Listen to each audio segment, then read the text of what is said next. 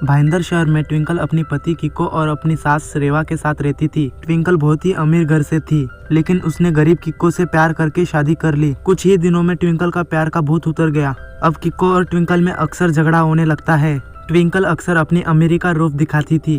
किको, आज ऑफिस से आते समय मेरा मेकअप किट लेके आना। क्या कहा तुमने?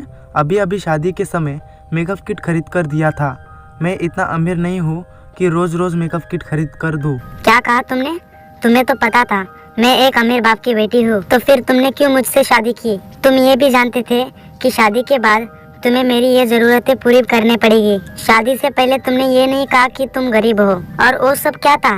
तुम मुझसे मिलने के लिए आते थे, तब तो मुझे महंगे महंगे गिफ्ट लाके देते थे। उस समय की बात कुछ और थी, लेकिन अब हमारी शादी हो गई है।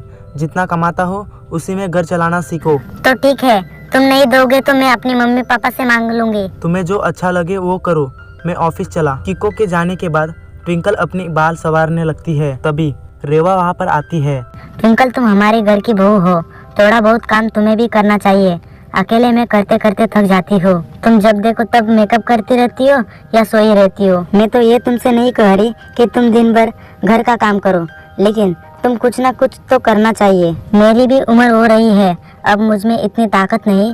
मैंने घर का सारा काम कर दिया है, बस एक काम बचा है, उसे तुम कर दो। कौन सा काम बचा है मम्मी जी? बेटा, बस कपड़े धोने बचे हैं, उसे तुम फटाफट धो लो। काम करते हुए मेरे कमर में बहुत ही दर्द होने लगता है।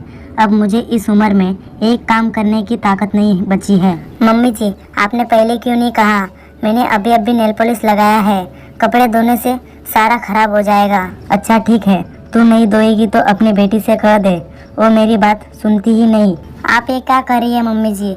छोटी सी बच्ची से काम कराऊं? अच्छा ठीक है, रहने दो बहू, तुमसे कहने से अच्छा था मैं ही कपड़े धो लेती। रेवा खुद ही कपड़े धोने लगती है। शाम को किको ऑफिस से घर आता है। ट्विंकल, मुझे पानी दो, मैं थक गया हूँ। ये लो पानी। क्या बताऊँ, आज ऑफिस में बहुत ही गर्मी थी। घर आते आते बहुत ही प्यास लग गई। छोटे मोटे ऑफिस में काम करोगे तो यही होगा। मेरे पापा को देख लो, वो तो एसी वाले रूम में बैठकर काम करते हैं। मेरी मानो तो मेरे पापा से पैसे लेकर एक बड़ी सी ऑफिस खोल लो, फिर तुम भी एसी में बैठकर काम करना। खबरदार ट्विंकल, आगे से फिर ऐसी बातें मत बोलना कि मेरे पापा से पैसे ले लो, ये मुझसे नहीं होगा। अब इसमें मैं क्या कर सकती हूँ? तुम गरीब रहना चाहते हो तो रहो। लोग अमीर बनने की सोचते हैं, लेकिन तुम्हें ऐसी सोच कहाँ? मुझे पता होता तुम इतने गरीब हो तो मैं तुमसे कभी शादी नहीं करती। मैंने तुमसे जबरदस्ती शादी करने को नहीं कहा था।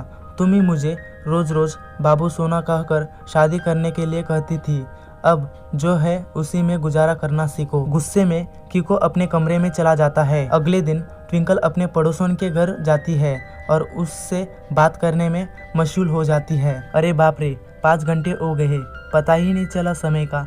अब मैं घर चलती हूँ भाभी, मेरी बेटी स्कूल से आ गई होगी। ट्विंकल घर आती है। अभी वो अपनी बेटी को खाना खिला रही होती है, तभी उसकी पड़ोसन वाली भाभी आ जाती है।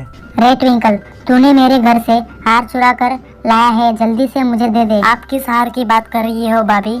मैंने कोई हार नहीं चुराया। दोनों में बहस होने लगती है। तभी रेवा वहाँ पर आती है। खबरदार मायरा, जो तुमने मेरी बहू को चोर कहा तो मेरी बहू थोड़ा बतूई ज्यादा है, लेकिन चोर नहीं, दिल की बहुत साफ है। थोड़ी देर बाद मायरा की बेटी दौड़ी दौड़ी वहाँ पर आती है। माँ, हार मिल गया, वही सोफे पर पड़ा था। मायरा शर्मिंदा होकर वहाँ से चली जाती है। तभी ट्विंकल अपनी सास से कहती है, मम्मी जी, मैंने आपकी कभी इज्जत नहीं किया, आप मुझे माफ कर दीजिए। आगे से मैं ऐसा कुछ नहीं करूँगी। मैं जानती हूँ बहू, तू बहुत ही अच्छी है। तो दोस्तों, आपको ये कहानी कैसी लगी हमें कमेंट करके जरूर बताइए।